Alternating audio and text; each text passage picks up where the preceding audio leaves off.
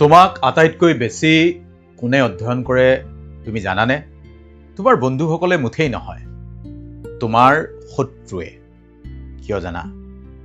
তোমাৰ বন্ধুৱে কেৱল তোমাৰ ভালখিনি দেখা পায়, তোমাক প্ৰশংসা কৰে, কিন্তু শত্ৰুৱে কি কৰে? তোমাৰ প্ৰতিটো ভুল বিচাৰি থাকে আৰু বিচাৰি উলিয়ায়। প্ৰথমে এইটো তোমাৰ কষ্টদায়ক যেন লাগে, য়েছ, বাৰে বাৰে সি, কিন্তু অলপ গভীৰভাৱে তুমি ভাবি চোৱা, যিবোৰ দোষ তুমি নিজে দেখা নাপালা, সেইবোৰেই তেওঁ শত্ৰুৱে তোমাক দেখুৱাই দিলে, উলিয়াই দিলে।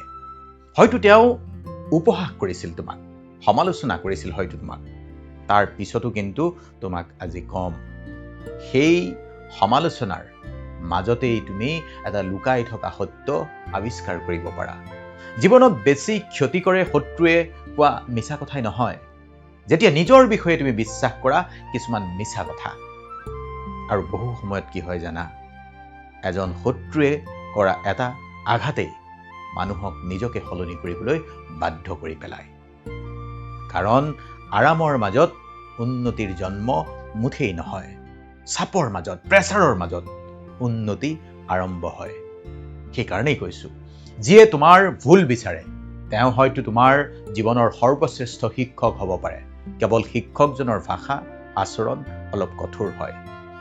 আৰু মনত ৰাখিবা, শত্ৰুৱে তোমাক ভাঙিবলৈ আহে, কিন্তু তুমি যদি সচেতন হোৱা, তেনেহ'লে সেই ভাঙনৰ চেষ্টাই তোমাক অধিক শক্তিশালী কৰি তোলে।